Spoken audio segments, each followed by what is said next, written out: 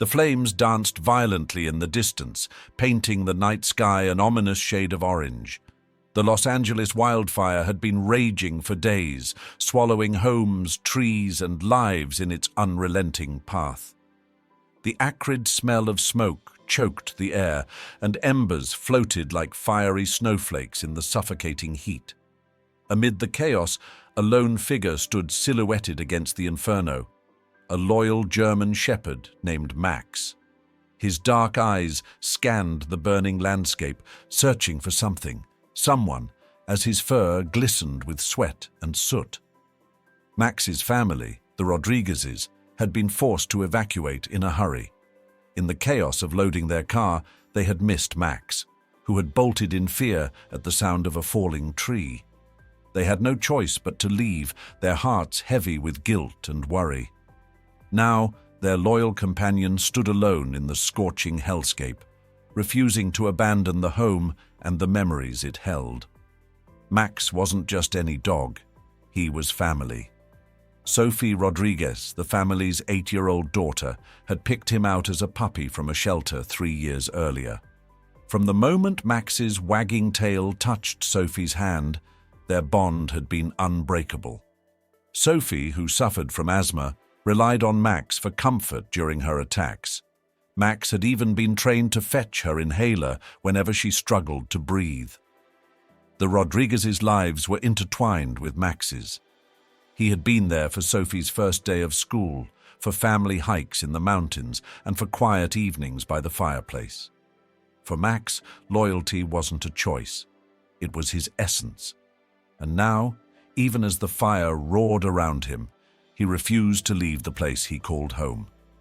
As Max circled the perimeter of the house, he heard a faint, desperate sound, a high-pitched meow that cut through the crackling of the fire. His ears perked up. Near the edge of the backyard, perched precariously on a burning tree branch, was Clover, the neighbor's orange tabby cat. Her wide eyes mirrored Max's fear, but she was frozen in place, unable to escape. Max's instincts kicked in. He sprinted toward the tree, ignoring the heat that singed his paws. Barking frantically, he tried to coax Clover down. When she didn't move, Max leapt against the tree, his nails scratching the bark, his body trembling with determination. Finally, Clover, spurred by Max's persistence, clawed her way down the trunk. Max gently nudged her with his nose, guiding her toward a small patch of safety near a creek bed. There they both huddled, the flames roaring closer by the second.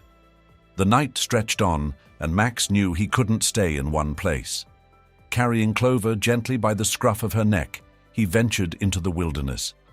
The fire's glow illuminated the path ahead, but the journey was treacherous. Burning debris fell around them. The ground was scorching hot, and the air was thick with smoke. Max's burnt paws throbbed with pain, and his breaths came in shallow gasps, but he pressed on. At a small stream, Max stopped to let Clover drink. He lapped at the cool water, the brief respite renewing his resolve. But danger was everywhere.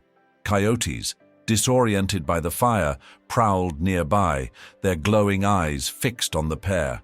Max growled, standing his ground until the predators retreated. Exhausted, he dug a shallow hole beneath a rock, creating a temporary shelter for himself and Clover. There they waited, the fire's roar fading as dawn approached. Meanwhile, at an evacuation center miles away, the Rodriguez family was consumed with guilt and fear. Sophie clutched Max's favorite toy, a frayed tennis ball, tears streaming down her face. "He's smart," she whispered to her parents, trying to convince herself as much as them. "He'll find a way back to us." Her father, Carlos, a firefighter, wanted nothing more than to search for Max. But the wildfire was too dangerous, and his duty was to protect others.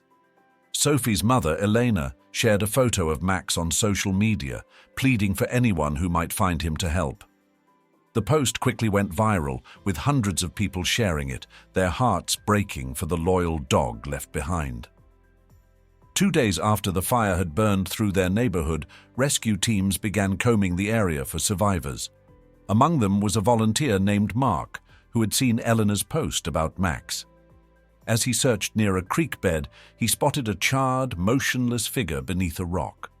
Max growled weakly, unsure of the stranger's intentions, but his body was too exhausted to resist.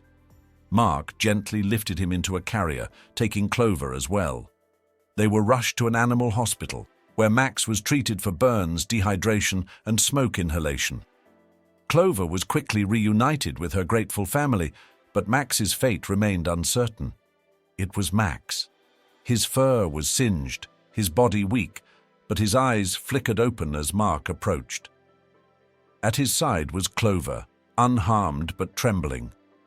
Mark knelt down, his voice soft and reassuring. "Hey, buddy, you're a fighter, aren't you?" Max growled weakly, unsure of the stranger's intentions, but his body was too exhausted to resist. Mark gently lifted him into a carrier, taking Clover as well. They were rushed to an animal hospital where Max was treated for burns, dehydration, and smoke inhalation. Clover was quickly reunited with her grateful family, but Max's fate remained uncertain. The Rodriguezes received the call they had been praying for. When they arrived at the animal hospital, Sophie ran ahead of her parents, bursting into the recovery room. "Max!" she cried, her voice trembling with emotion. Max's ears twitched at the sound of her voice. Slowly, he lifted his head, his tail thumping weakly against the bed. Sophie threw her arms around him, careful not to hurt him, her tears soaking his fur. "You're my hero," she whispered. Max licked her cheek, his spirit reigniting. Carlos and Elena joined them, their gratitude spilling over in words and tears. They thanked Mark and the veterinarians profusely, promising to pay forward the kindness that had saved their beloved dog. Over the next few weeks, Max slowly recovered. His burnt paws healed, his fur grew back, and his spirit, unwavering even in the fire, remained strong. The Rodriguezes moved to a new home, but they made sure Max had a cozy spot by the fireplace, where he loved to nap. Max's story quickly gained national attention. Local news stations covered his heroic actions, dubbing him the hero dog of the LA fire. Sophie even wrote a children's book about Max, sharing his bravery and resilience with young readers.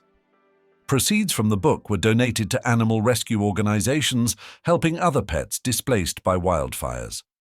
Max's story is a powerful reminder of the resilience of the human-animal bond and the importance of kindness and compassion. If you're inspired by Max's bravery, consider supporting your local animal shelters or rescue organizations. You can make a difference by donating, volunteering, or adopting a pet in need. Together, we can ensure that no animal is left behind in times of crisis. Because sometimes the heroes we need aren't wearing capes, they're wagging their tails.